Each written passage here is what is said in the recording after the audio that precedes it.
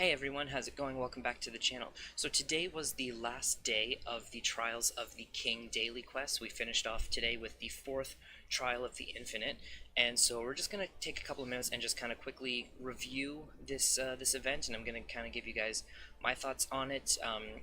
I think, well, overall, I just think that the Trials of the King daily quests were very, very well done. I think Kabam really, really nailed it with these events.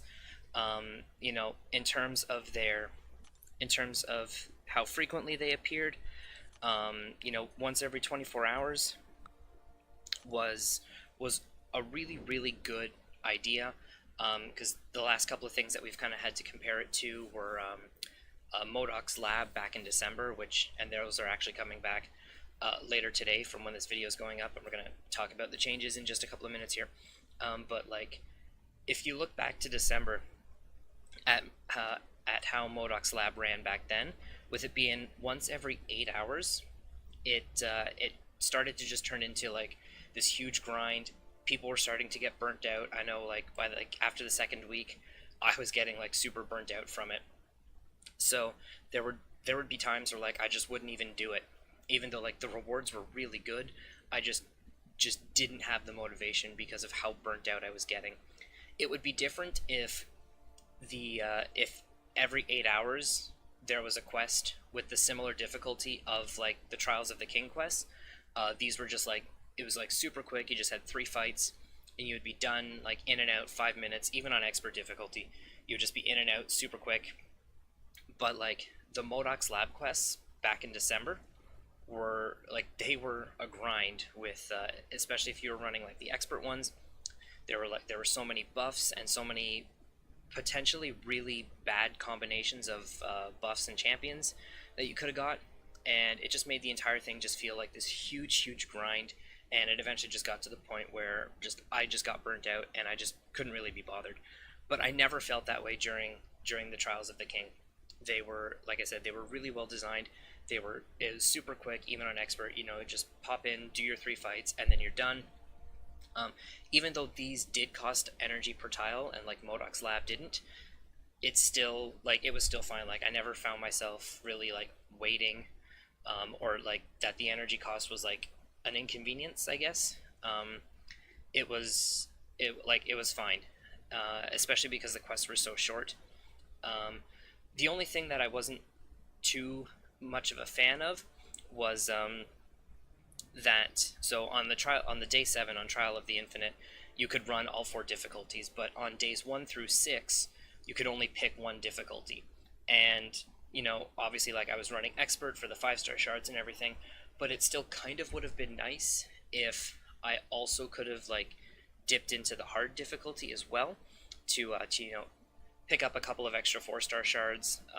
I know they probably limited it because you had the chance of getting the ultimate Wakandan crystal, and if you were able to run all 4 difficulties every day of the month, then there would have probably been way too many 4-star killmongers or way too many of these crystals going out. So I can understand why, like, if that was the reason why they limited it. But it maybe would have been nice where instead of like picking 1 difficulty and then like forsaking all the other rewards, even though they would have been lower tier rewards than what you would have been doing, it kind of would have been nice. So like if I was to run expert mode, when I completed expert, I also got the rewards from easy, medium, and hard. Or like if I ran hard, I also got the easy, medium rewards. Like I also would just get the standard rewards that I would have gotten from every tier below it. So then it wouldn't have really felt like I was kind of being punished in a way for only picking 1 difficulty. But maybe that could just be me, just ever greedy for those 4-star shards, I guess. But let me know what you guys think, if you guys feel the same way. I'm curious to see what you guys would have thought on that. But overall, Trials of the King, very, very well done. I would love to see this kind of style come back in a couple of months. Maybe not necessarily, like with the Black Panther theme, but this kind of structure to like an event going on alongside of the monthly event. I would be super happy if something similar to this was to come back in the future. So now what we're going to do is we're going to take a quick look at the MODOKs Lab quests that are coming back later today from when this video is going up. So what I've got here is I've got the old forum post from back in December on the left here, and I've got the new one over here on the right. So there's a couple of things that are new this time around. The maps are still going to look like this, I believe. So the things that are different is last time back in December, all 6 fights had the same kind of the same star champion, the same rank, same level, same everything. But this time around, it looks like the mini bosses will have a specific rank, and then the final boss will be a little bit tougher. So we can see over here, in December, if you went in on easy difficulty, all the champions were going to be 2 stars at rank 1 level 10, and for the ones starting up later today, on the easy difficulty, everything is going to be 2 stars rank 1 level 10 until you get to the final boss, and then the final boss is going to be a 3-star rank 1 level 5. And that pattern basically continues throughout the entire thing. And if we look down on expert, which is where most of us are going to be at least starting anyway, is all the champions are going to be 5 stars, or 455 5 stars, and then the final boss is going to be a 335 6-star champion at SIG level 200. So it seems like the difficulty is being cranked up just a little bit for the final boss. So there's a couple of other things that are different. So the we can see right here the final boss. Let me just pull up the equivalent over here. Here we go. So the buffs over here for like the HP and the attack boost on normal champions, like on the the mini bosses, was on the medium difficulty was a 10 to 50% boost. But we look over here, the one on the final boss specifically is going to be between a 25 to 50% boost. And then we can see the same for hard, was 50 to 100, and for the final boss is 75 to 100, and then down onto expert. So it seems like the boss specifically is going to have a much higher health pool than everything else, which makes sense. It is like the final boss and everything. And then it just kind of talks about some of the other buffs that that will not be in there. It seems very similar to last time, but here's one of the main differences is that last time it was every 8 hours, so you could run it effectively. If you were to run all 4 difficulties every 8 hours, you would get 12 completions per 24-hour period. This time it's going to be every 12 hours, and so if you run all 4 difficulties, you'll get a maximum of 8 completions every 12 hours. And that's also being reflected in the amount of reroll dice you can buy in the store. Previously, you could buy 12 every 24 hours, excuse me. And this time you can only buy 8 every 24 hours because of the increased cooldown on it, going up from 8 hours to 12 hours. It's still going to cost no energy, which is really, really good. But personally, I didn't really find energy to be that big of, energy isn't that big of a deal. So it could just cost, it could just cost energy, and it wouldn't really bother me. But the fact that it doesn't cost energy is a nice change. And the rewards, for the most part, are the same. Just going to open this up here, and then I'm going to open up the rewards from last time and just kind of compare the two, because there are some slight changes. So if we start off by looking at the master difficulty, now again, we can only run these every 12 hours instead of every 8 hours. So basically every day we're only going to be able to get 400 5-star shards, as opposed to the 600 we could have got every single day when it ran in December.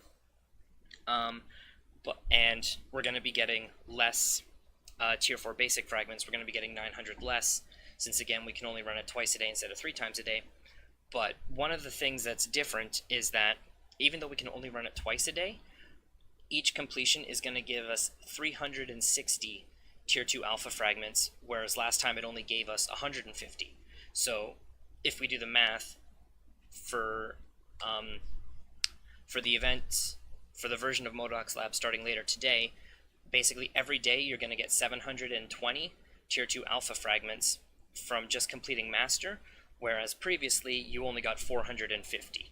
So we're getting a few less 5-star shards and tier 4 basic fragments every day, but we're getting a couple more tier 2 alpha fragments every day. But here's where some of those 5-star shards could potentially be made up. And if we look at the heroic rewards, because unlike the Trials of the King, where apart from day 7 you could only run one difficulty, you'll be able to run all 4 difficulties of MODOKs Lab every time it opens up. So twice a day you can run all 4 difficulties and cash in on all of these rewards. And auto fight is also going to be enabled this time, so it makes the first 3 difficulties a lot easier. You don't really have to be paying attention to do them. You can just let them run on auto and then really only pay attention for master and maybe heroic, just depending on where your roster is at. But if we look at what we're going to get starting later today, is every completion of heroic gives 50 5-star shards, as opposed to 25 5-star shards from heroic from the last time this was around. So every day we're going to get an extra 100 shards. We're going to get 100 shards from heroic versus only getting 75 from heroic. So it's just an extra 25, but over the course of the month it's going to be a little bit more. But I still don't think it's exactly enough to compensate for the extra that we would have been getting from doing 3 runs of master versus 2 runs of master. But those extra tier 2 alpha fragments are going to be really nice. And then I believe the medium, it looks like the medium and the easy ones are still exactly the same, but again, since we can only be running it twice a day as opposed to 3 times a day, we're effectively getting slightly less rewards than we were the last time. So yeah, that's going to wrap it up for this video. I'm super excited for MODOKs Lab coming back. I'm very excited that it's only twice a day, every 12 hours, instead of every 8 hours versus last time.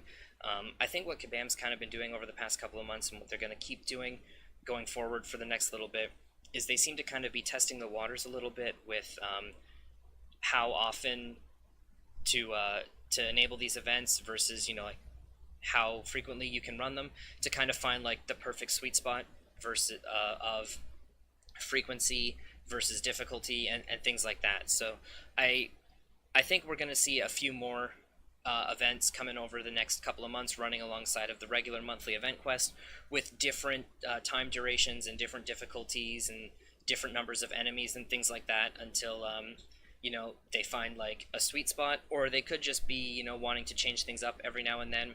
It's hard to say, but it's nice that every now and then, like every month, it's a different kind of system, rather than just kind of running like basically MODOKs Lab every month and then just kind of adjusting the time difference or things like that. But hands down, I know myself and a lot of people have been saying this, dimensional rifts need to come back. It's been a very long time since they ran the last dimensional rift event, and dimensional rift was like hands down the best kind of like side event that they've ever done. So they definitely need to bring dimensional rifts back, and now with there being the uncollected difficulty alongside the monthly event quests, that could open up the door for even better rewards from dimensional rifts, as if the rewards from first 2 times that it happened weren't good enough. If they opened up like a 5th difficulty of dimensional rifts, I just think that would be really, really cool. With the rewards that they could put in there, maybe some 6-star shards, some tier 5 basic fragments, 5-star crystals, 5-star awakening gem crystals, things like that. I think it could be really, really cool, but it might be a little while before we see that, since 6 stars have just been added as playable characters, so 5 stars are like the meat and potatoes basically of the game now. They don't just they're not necessarily just going to want to start just giving away a bunch of 5-star awakening gems and things like that. Like, the 5-star awakening gems are still really, really hard to come by, and they're still really, really valuable. So who knows? But anyways, I think I've rambled long enough. Thank you guys for watching. If you liked what you saw, be sure to hit that like button. Also, let me know down in the comments below what you felt, how you felt about the Trials of the King. How did you guys enjoy it, and what you guys think of the upcoming changes to MODOKs Lab. And yeah, we'll get into MODOKs Lab later on today, and I will catch you guys all in the next video.